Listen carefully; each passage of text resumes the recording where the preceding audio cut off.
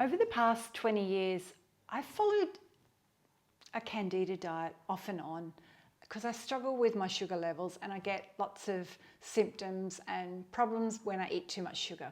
My name's Sue and this is Sue Marie P. Today I'm going to talk about candida and what candida is and what a candida diet is, and my list of foods that I recommend that you can add into your diet when you're trying to focus on avoiding what will cause candida.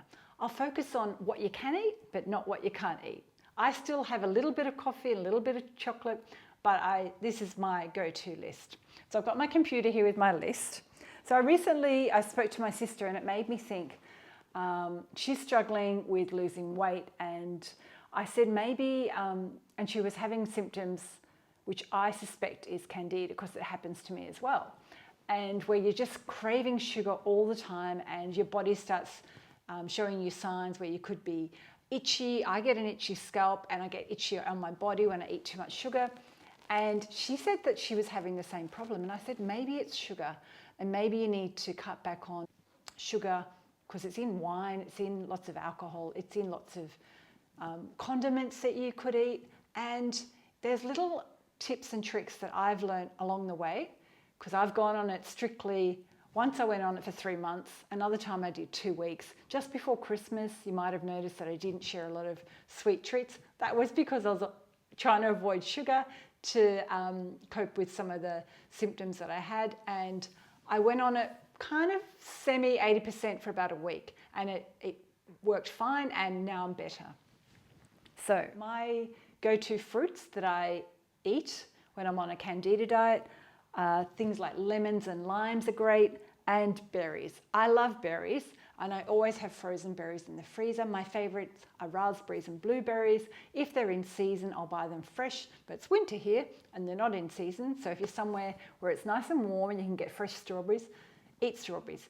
I still eat the occasional banana, but I won't have a whole big one. I might have half on my cereal, but avoid high sugars like grapes and watermelon and other melons like that. They're very high in sugar, and they don't agree with my gut, so I don't eat them. Non-starchy vegetables are perfect if you're trying to cut down and follow a candida diet. So I'm just going to read off the list. Asparagus, I buy that when it's in season. Cabbage, I prefer sauerkraut than fresh cabbage. Broccoli, I always eat that every week, and now I've been storing it in the freezer so it's quick and convenient. Spinach, again, I buy that both fresh and frozen. Frozen I love adding to things like stews, soups and curries. The fresh I tend to use in salads. Kale, great for salads and smoothies, and I like stir frying it as well. Cucumber, I said only summer for me in my notes here, but I bought it yesterday and made a quinoa tabbouleh, which was delicious. Eggplant, onion, I only have that in limited quantities because of my tummy issues. And tomatoes, I love them all year round. Gluten-free grains, I eat a lot of spelt flour and it's okay for me, but there's some days where I think I've overdone it, and so then I cut back and do gluten-free. So that might be why you're wondering why does she eat spelt sometimes but then she goes to gluten-free. That's because my tummy tells me, Sue, you've eaten too much spelt flour this week. So then I swap and I might bake a gluten-free bread. So I like things like teff flour or millet if you can get that. Quinoa flour, easy to make homemade. Oats, I do gluten-free oats. Buckwheat flour and sorghum flour. Meat, I don't eat a lot of meat protein. I stopped eating a lot of meat back during COVID. We were vegetarian, kind of 80% vegetarian for a couple of years. Now I kind of tend to eat it. Maybe I might eat red meat once a month. I'll eat fish, and maybe I'll eat chicken once a week. But I really have introduced more vegetarian into my diet. But if meat protein is important to you, chicken is good, eggs, salmon, turkey, sardines are really great. And in Sweden, I love eating sill. I'm going to show you, it's in a jar. So this is how I buy it here in Sweden. It's a small herring fish and it's often marinated, and it's better than you think it tastes. It's not the surströmming, which is the really, really salty fish here in Sweden, but this is a great one, and we often have it maybe once a week for lunch. Fats, olive oil, olives are great. Black olives is my preferred ones. avocado, coconut oil, flax oil, and sesame seed oil. Okay, what you can eat in terms of dairy, but butter is fine, ghee, kefir, and plain yogurt like Greek yogurt. I still incorporate a tiny bit of cheese, but if you want to be super strict, just avoid too many like fermented cheeses and hard cheeses or mozzarella when you're on the candida diet. Nuts and seeds. These are great ones. I often snack on almonds and walnuts.